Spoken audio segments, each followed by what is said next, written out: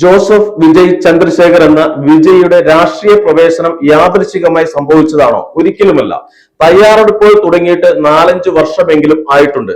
അതിന്റെ പിന്നിൽ ചെറിയൊരു കഥയുണ്ട്. 2021 കാലഘട്ടത്തിൽ അദ്ദേഹത്തിന് കുടുംബവുമായി കുറച്ച് അകൽച്ച സംഭവിച്ചിരുന്നു. പിതാവായ എസ് എ ചന്ദ്രശേഖർ വിജയ് മക്കൾ ഇയക്കം എന്ന ആരാധക സംഘടനയെ ഓൾ ഇന്ത്യ തളപതി വിജയ് മക്കൾ ഇയക്കം എന്നൊരു രാഷ്ട്രീയ സംഘടനയായി രൂപീകരിക്കുകയും വിജയുടെ ചിത്രങ്ങളും പേരും പരസ്യത്തിൽ ഉപയോഗിക്കുകയും ചെയ്യുന്നതിൽ വിജയ് അസ്വസ്ഥനായിരുന്നു. അതുകൊണ്ട് തന്നെ തനിക്ക് ആ പാർട്ടിയുമായി യാതൊരു ബന്ധവുമില്ല എന്ന് പരസ്യമായി പൊതുസമൂഹത്തോട് പറയുകയും ചെയ്തു. അതുകൊണ്ട് തമിഴ് ജനത ഒന്നാകെ വിശ്വസിച്ചിരുന്നത് വിജയ്ക്ക് രാഷ്ട്രീയത്തിൽ തീരെ താല്പര്യമില്ല എന്ന് തന്നെയായിരുന്നു. യഥാർത്ഥത്തിൽ സംഭവിച്ചത് നേരെ മറിച്ചായിരുന്നു എന്ന് വേണം അനുമാനിക്കാൻ. അതിനുശേഷം വന്ന വിജയുടെ ചിത്രങ്ങളിലെല്ലാം വിഷയം രാഷ്ട്രീയവുമായി ബന്ധപ്പെട്ടവയായിരുന്നു. ഭാവിയിൽ രാഷ്ട്രീയ പ്രവേശനത്തിനുള്ള കളമൊരുക്കലായി അതെല്ലാം തീർത്തും വ്യാഖ്യാനിക്കപ്പെട്ടുവരുന്നു. 2023 പുറത്തിറങ്ങിയ വാരിസ് എന്ന ചിത്രം കോർപ്പറേറ്റ് ലാഭലോലുപതയ്ക്കെതിരെയും അതുപോലെ തന്നെ സാധാരണക്കാരെ മറക്കുന്ന സമ്പന്നതയ്ക്കെതിരെയുമായിരുന്നു. പാവപ്പെട്ടവന് വേണ്ടി സംസാരിക്കുന്ന നായകൻ എന്ന ഇമേജ് അല്ലെങ്കിൽ സോഷ്യലിസ്റ്റ് മനസ്സുള്ള നായകൻ എന്ന പ്രതിബിംബം വിജയ്ക്ക് ജനങ്ങൾക്കിടയിൽ അവരറിയാതെ രൂപപ്പെടാൻ തുടങ്ങി. അതേ വർഷം തന്നെ പുറത്തിറങ്ങിയ ലിയോ എന്ന ചിത്രം പൂർണ്ണ രാഷ്ട്രീയ ചിത്രമല്ലെങ്കിലും സമൂഹത്തെ കാർന്നു തിന്നുന്ന അക്രമ സംഘടനകൾക്കെതിരെയും മയക്കുമരുന്ന് മാഫിയക്കെതിരെയുമായിരുന്നു. ഇതോടെ ജനങ്ങൾക്ക് വേണ്ടി സംസാരിക്കുന്ന നേതാവ് എന്നതിനപ്പുറം അവരെ സംരക്ഷിക്കുന്ന നേതാവ് എന്ന സ്ക്രീൻ ഇമേജ് കൂടുതൽ ശക്തമായി. 2024 ഫെബ്രുവരി 2 വിജയ് തമിഴക വെട്രി കഴകം അഥവാ TVK എന്ന രാഷ്ട്രീയ പാർട്ടി രൂപീകരിച്ച് ആരാധകരെ ഞെട്ടിച്ചു.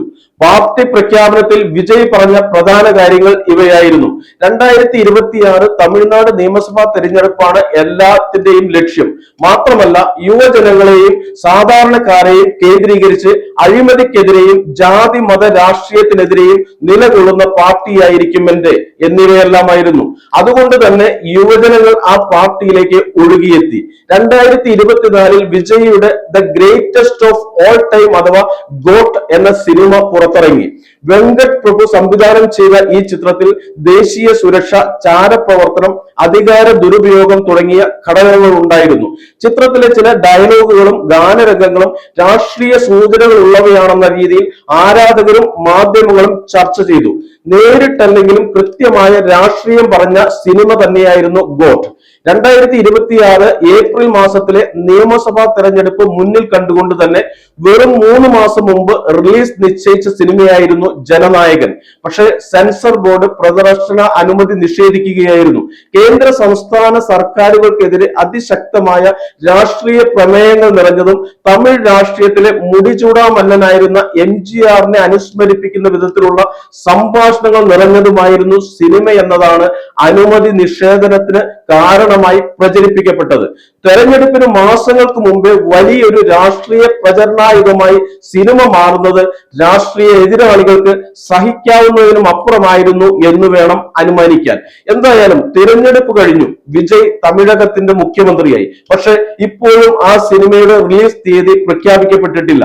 ഒരുപക്ഷെ ഇനി ആ സിനിമയ്ക്ക് TVK എന്ന രാഷ്ട്രീയ പാർട്ടിയുടെ ഗതിവേഗം കൂട്ടാനുള്ള ഉപകരണമായി പ്രവർത്തിക്കാനായിരിക്കും നിയോഗം.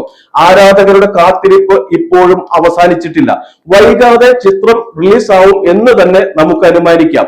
ഒരു കാര്യം പറയാതെ വയ്യ, വെറും 2 വർഷം താഴെ പ്രായമുള്ള ഒരു രാഷ്ട്രീയ പാർട്ടി രൂപീകരിച്ച തമിഴകത്തിന്റെ അധികാരം കൈയടക്കിയ ജോസഫ് വിജയ് ചന്ദ്രശേഖർ എന്ന വിജയ് എതിരാളികൾക്ക് ഒരു പാഠപുസ്തകമാണ്. അഭിനന്ദനങ്ങൾ.